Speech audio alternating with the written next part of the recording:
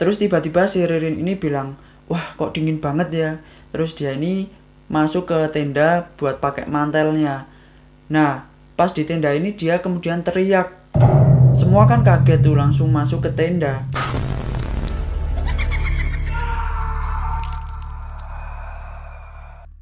Assalamualaikum semuanya, balik lagi di channelku. Dan di sesi story kali ini aku bakal bawain cerita yang aneh tapi nyata gitu. Sebenarnya cerita ini tuh udah lama banget gitu ya kejadiannya, tahun 2008, dan sempat viral pada tahun 2018 kemarin. Cuman aku bakal ceritain lagi buat kalian yang belum tahu ceritanya. Jadi kisah ini tuh adalah kisah yang diangkat dari kisah nyata yang dialami oleh seorang yang bernama Arangga Arya, yang pernah bercerita di salah satu media sosialnya di Twitter dengan hashtag atau tagar meme tweet. Dan inilah kisah Arangga Arya. Dimulai.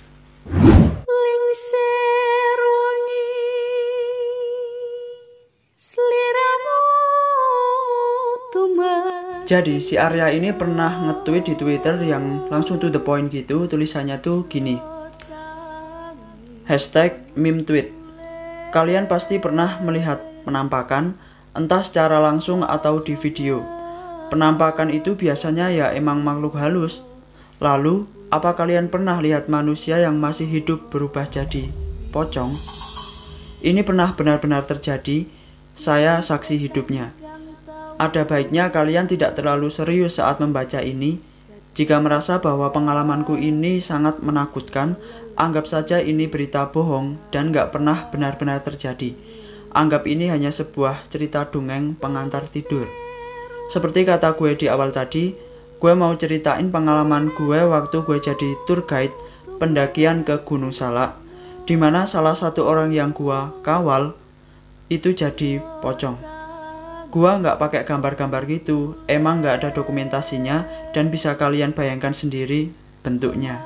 Nah jadi itu adalah awal dari tulisan tweetnya di Twitter, dan itu menurutku udah cukup serem gitu loh ya. Dia tuh langsung to the point gitu loh ya, kalau dia itu pernah jadi tour guide yang salah satu orang yang dikawalnya itu pernah jadi pocong gitu loh ya. Oke, dan sebelumnya kata pocong ini aku ganti poci aja ya, biar nggak terjadi hal-hal yang tidak diinginkan gitu loh ya. Tapi sebelum lanjut ke inti ceritanya, aku bakal ceritain dulu sebenarnya siapakah sosok si Arya ini. Nah jadi Arya ini merupakan seorang siswa SMA yang masih berusia 17 tahun, yang berasal dari keluarga ya katakanlah kurang mampu gitu ya. Saat SMA dia itu sering diejek oleh teman-temannya karena sering diajak ke kantin buat jajan, tapi dia nolak soalnya nggak ada duit gitu ya. Jadi sejak SMA tuh dia tuh udah cari uang sendiri gitu. Dia itu jadi ojek payung, jual koran, jual kembang. Dia lakuin itu semua karena dia butuh duit buat biaya sekolahnya gitu. Nah dan di suatu hari itu saat sekolahnya libur, dia itu kan kerja di pasar buat jadi kuli panggul. Kemudian kan saat dia sedang asik panggul terigu, dia bertemu dengan teman SMA-nya dan dia disuruh mampir gitu ke rumahnya. Kemudian dikenalin sama kakak temennya itu. Dan ngobrol-ngobrol, kemudian Arya ini ditawarin buat jadi tour guide di Gunung Salak dengan bayaran 500.000 untuk 4 hari 3 malam. Subuh dia bawa perlengkapan, kemudian paginya dia langsung pergi ke rumah kakak temennya ini. Oh ya, sebelumnya kakak temennya ini aku panggil si Abang aja ya, biar gak ribet gitu. Nah jadi mereka itu ketemuan sama anak-anak yang mau pergi ke gunung itu di Lido. Totalnya ada 9 orang. 9 orang ini terdiri dari si Abang, Arya, dan 7 orang pendaki. Nah dan 7 orang pendaki ini terdiri dari 4 cowok dan 3 cewek. Waktu itu kan Arya masih kecil, masih 17 tahun gitu ya kan, tapi udah disuruh buat bawa logistik gitu. Kemudian singkat cerita mereka itu kan udah sampai di gunung sekitar jam 5 sore. Kemudian mereka itu kan bikin tenda, terus si Arya ini cari kayu bakar buat bikin api unggun buat malamnya. Nah dan pas sampai malam harinya mereka itu seneng-seneng main gitar. Mereka itu kan bikin kayak semacam game atau permainan. Permainannya itu yaitu pakai botol itu terus diputar, kemudian botolnya itu ngarah ke siapa gitu. Yang diarah oleh si botolnya ini dia berhak buat tanya ke orang yang ada di situ pertanyaan bebas, dan yang ditanya itu harus jawab dengan jujur. Kalau nggak jawab dengan jujur, muka mereka bakal dicoret pakai spidol. Nah gitu kan. Game dimulai, botolnya diputar, kemudian botol yang pertama ini mengarah ke arah cowok yang pertama, dan dia nanya ke cewek yang namanya Mita. Dia kan nanya, "Mit, apa ada cowok di sini yang disukai sama lo?" gitu kan. Nah si Mita ini jawab, "Iya ada," cuman dia senyum nggak mau jawab siapa cowoknya, cuman kasih kayak inisial gitu. Diputar lagi tuh botolnya. Terus yang kedua ini ke salah satu cewek yang namanya Laras. Kemudian Laras ini kan tanya ke Ririn, "Rin, hal yang paling lo takutin apa, Rin?" gitu kan dia tanya. Nah si Rin ini jawabnya ngaco kan. Dia tuh bilang gini, "Aku tuh takut kalau misal aku mati nanti bakal gentayangin kalian." Serem nggak tuh? Udah gitu dia tuh jawabnya pakai senyum-senyum gitu loh.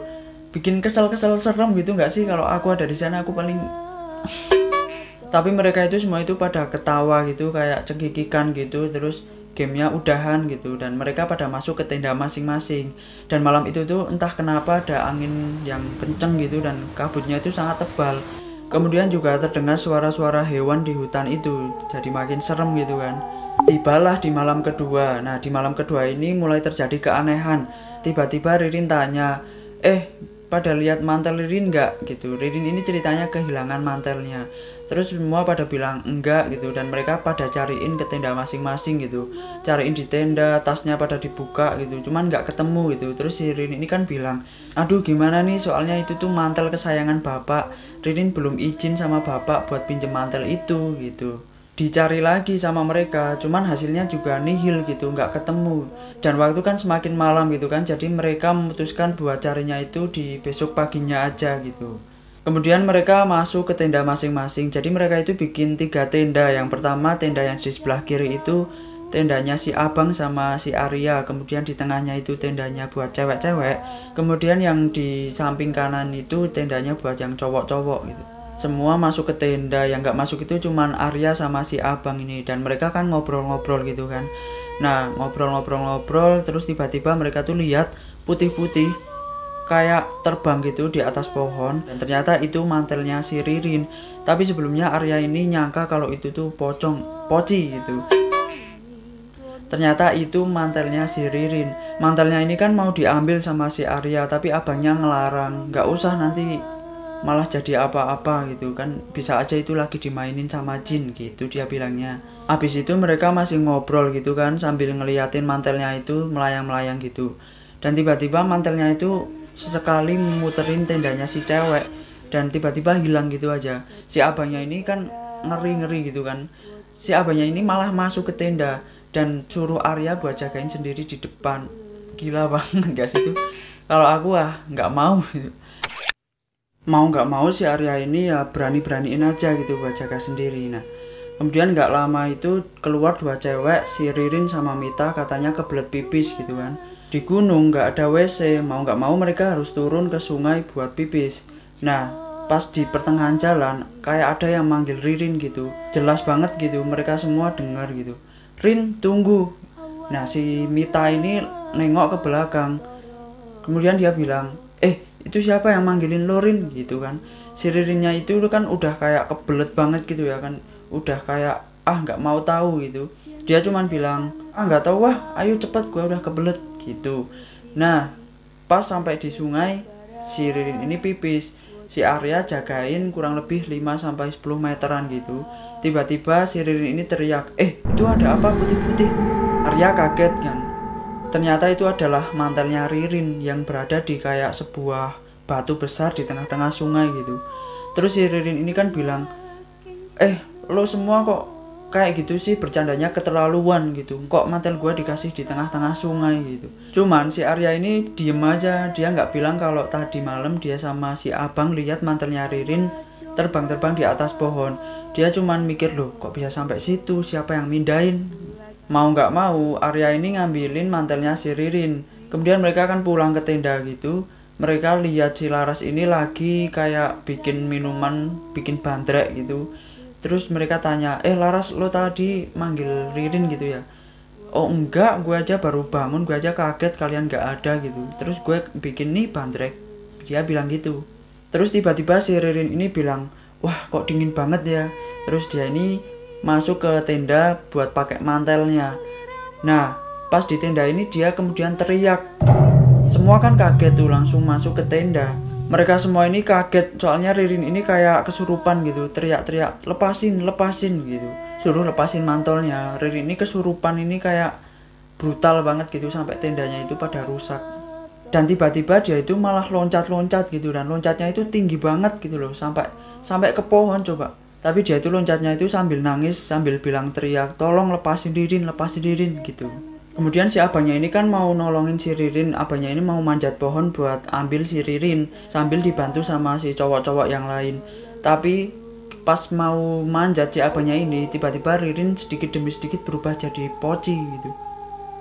Aneh tapi nyata. Kemudian mereka semua bingung, tiba-tiba angin kenceng, kemudian senter nggak ada yang pada nyala, dan api unggun mati, kemudian Mita malah pingsan, Laras nangis terus-terusan, kejer gitu. Pokoknya suasananya tuh kacau gitulah. Terus si Laras ini sambil nangis sambil teriak, Rin istighfar gitu kan. Akhirnya mereka semua memutuskan untuk turun gunung untuk mencari pertolongan, karena daripada bingung di situ kan mau ngapain gitu. Dalam keadaan gelap total mereka ngeberesin semua peralatannya, tenda-tendanya juga diambrukin gitu kan. Akhirnya mereka itu turun gunung sekitar jam 3 atau 4 pagi gitu.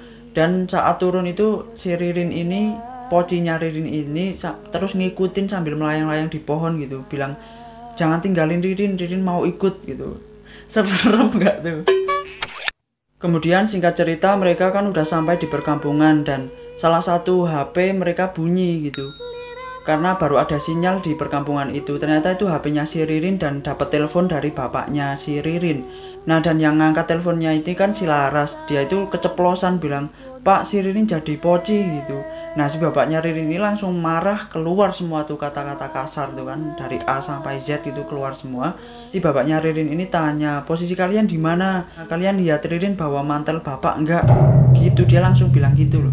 Di hari itu harusnya mereka semua udah pulang camping, tapi kan nunggu bapaknya si Ririn ini datang. Mereka kumpul di rumahnya si abang, dan bapaknya Ririn ini datang sekitar jam 8 pagi gitu, terus bawa beberapa orang. Bapaknya Ririn ini bilang sama 6 orang temennya si Ririn ini buat pulang aja, Ririn urusan saya gitu. Terus si Arya sama si abangnya ini ngejelasin sama bapaknya Ririn kronologi kejadiannya Ririn berubah jadi poci. Ngobrol, disitulah Arya baru tahu kalau ternyata bapaknya Ririn ini adalah seorang pemuja, dan mantel yang dibawa oleh Ririn itu merupakan mantel bapaknya yang gak boleh dipakai oleh semua orang, kecuali bapaknya si Ririn ini. Dia bilang kalau siapapun yang pakai mantel itu bakal berubah jadi poci, dan jika dalam waktu 1 minggu belum bisa ngelepasin mantel tersebut, maka Ririn ini dikatakan akan mati. Kemudian bapaknya si Ririn ini buat kayak semacam sayembara gitu di sekitar situ. Dia bilang bahwa siapa saja yang bisa nemuin poci dan bisa ngelepasin mantelnya, dia bakal kasih apa aja yang mereka minta gitu. Nah, di lain sisi si Arya ini yang baru saja turun dari gunung harus naik lagi sama si abang, karena bapaknya masih percaya kalau si Ririn itu masih berada di gunung gitu. Kemudian malamnya itu mereka semua keliling gunung buat cariin si Ririn. Bukannya nemuin si Ririn, mereka malah melihat kayak kakek-kakek tapi tinggi besar gitu, kayak tingginya itu kayak pohon yang ada di gunung gitu. Nah, dan si Arya ini kan takut, terus Arya ini kan merem gitu, nggak mau lihat gitu. Dan si kakek-kakek penjaga gunung itu berkomunikasi sama orang pintar yang dibawa oleh bapaknya si Ririn. Dia bilang bahwa dia marah karena Arya nggak mau lihat mukanya gitu, katanya nggak sopan gitu kan. Ya gimana, aku kalau jadi Arya aku juga bakal merem. Singkat cerita si kakek ini bilang kalau si Ririn ini ternyata udah diusir keluar dari gunung, karena penjaga gunungnya ini nggak mau kalau Ririn ada di situ, karena Ririn ini berubah jadi pocinya bukan karena proses mati, melainkan karena ya itu tadi. Akhirnya mereka semua memutuskan untuk turun gunung dan berharap ada info dari orang sekitar gitu kan. Nah, dan benar saja mereka dapat info dari orang pintar bahwa di salah satu kampung di daerah situ ada laporan bahwa setiap malam mereka melihat kayak poci yang nangis gitu. Kadang mereka cuma dengar tangisannya, cuman nggak ada wujudnya, dan mereka takut meskipun bayaran buat ngelepasin dan nangkep pocinya si Ririn ini gede, cuman mereka kan takut gitu kan, masa iya gitu. Lagian kan buat ngurusin hal-hal yang kayak gitu kita harus punya kemampuan khusus gitu kan, nggak bisa orang biasa gitu. Sementara itu kan waktu mau habis, kalau nggak cepet-cepet nemuin si Ririn ini dia bakal mati gitu. Kemudian pas tepat malam ke-7-nya, mereka ini nemuin Ririn berada di salah satu genteng rumah warga. Ririn sambil nangis gitu. Nah, orang yang punya rumah ini kan takut, dia bilang ke warga gitu. Nah, kan rame itu, datang semua warga. Cuman mereka nggak berhasil nangkap si pocinya Ririn ini, karena pocinya Ririn ini hilang-hilangan gitu, kayak si doi. Akhirnya setelah beberapa waktu berusaha mereka buat cari si Ririn ini, akhirnya ketemu juga dan berhasil ditangkap itu kurang lebih sekitar sebelum subuh gitu. Kemudian dilepasin kan itu kainnya. Nah, pas dilepas ini kainnya jadi mantel lagi, dan si Ririn ini dalam keadaan telanjang bulat, terus badannya itu bau gitu kan. Si Ririn ini kan lemes gitu, masih sambil nangis, dan akhirnya mantelnya itu dibakar. Kemudian anehnya pas mantelnya dibakar ini, si Ririn ikut kepanasan dan tiba-tiba anginnya itu jadi kencang gitu kan. Akhirnya si Ririn ini dibawa ke rumah sakit buat proses penyembuhan, terus dijagain sama keluarganya, dan si Arya ini juga ikut ngejagain si Ririn. Si nyokapnya Ririn ini kan marah-marah gitu kan sama bapaknya. Kamu mau sampai kapan sih pakai hal-hal kayak gitu, percaya sama hal-hal kayak gitu? Si bapaknya ini diem aja gitu. Karena katanya kan bapaknya Ririn.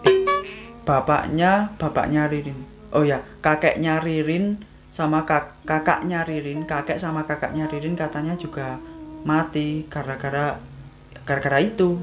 Ya mungkin dijadiin tumbal kali ya. Akhirnya keadaan Ririn ini kan semakin membaik dan mereka pulang ke Jakarta gitu. Dan katanya setelah di Jakarta ini, si Ririn terus masih berubah buat jadi poci setiap jam 12 malam gitu, dan itu bakal terjadi selama 99 hari gitu. Kalau kayak gitu serem nggak tuh? Gila aja kali. Oke, jadi itu adalah cerita dari Arangga Arya yang sempat viral kemarin. Jadi pesan yang dapat kita ambil dari kisah ini adalah jangan sekali-kali bersekutu dengan setan, karena hal tersebut dapat membahayakan diri kita sendiri maupun orang lain.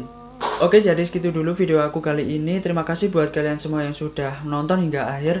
Dan jangan lupa buat klik like, comment, share, dan subscribe ke channel aku ini biar aku makin semangat bikin videonya. And see you on the next video.